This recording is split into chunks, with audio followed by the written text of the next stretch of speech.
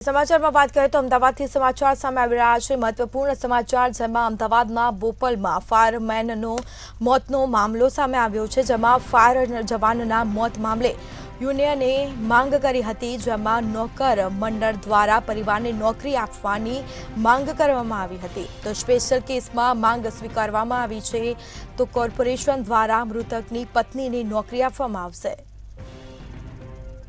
તો મહત્વપૂર્ણ સમાચાર અમદાવાદમાં બોપલના ફાયરમેનનો મોતનો મામલો સામે આવ્યો છે। ફાયર જવાનના મોત મામલે યુનિયને માંગ કરી હતી, જેમાં નોકર મંડળ દ્વારા પરિવારને નોકરી આપવાની માંગ કરવામાં આવી છે। જેમાં સ્પેશિયલ કેસમાં માંગ સ્વીકારવામાં પણ આવી છે અને સાથે જ કોર્પોરેશન દ્વારા મૃતકની પત્નીને નોકરી આપવામાં આવશે તેવી માંગ કરાઈ છે। તો બીજી તરફ કોર્પોરેશન દ્વારા મૃતકની પત્નીને નોકરી આપવામાં આવશે। અમદાવાદમાં બોપલના ફાયરમેનનો મોતનો મામલો સામે આવ્યો છે, જેમાં ફાયર જવાનના મોત મામલે યુનિયને માંગ કરી હતી।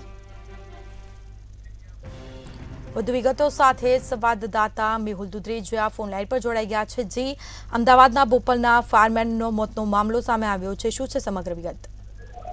જે પ્રમાણે ફાયરમેનનું જે મોત ગઈકાલે 8 સવારે ચામાચીડીને બચાવવા માટેનો પ્રયાસ કર્યો તે દરમિયાન જે કોલ દરમિયાન જે થયું હતું તેને લઈને તમામ જે લોકો છે તેમાં દુઃખની લાગણી હતી। સાથે સાથે તેઓની માંગ પણ હતી કે એકદમ નાની ઉંમરના જે ફાયરમેન જવાન છે તે કોલ ઉપર જ આ રીતે જ્યારે તેમનું મૃત્યુ થયું છે ત્યારે તેને વળતર આપવામાં અને વળતરની માંગ છે તે જે યુનિયન છે તેના દ્વારા કરવામાં આવી।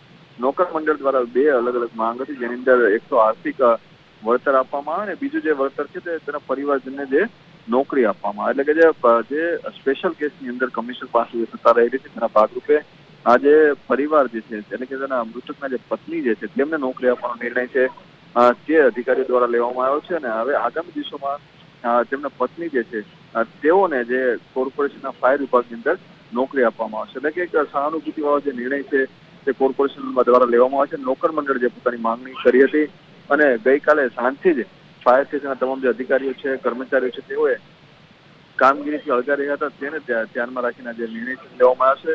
હાલ તમામ જે લોકોમાં એક હર્ષની લાગણી છે, પરંતુ સાથે એક વ્યક્તિ પોતાનો મિત્ર ગુમાવ્યો છે તેનું દુઃખ પણ જોવા મળ્યું છે। સ્મિતા જી, તમામ જાણકારી આપવા બદલ આપનો આભાર।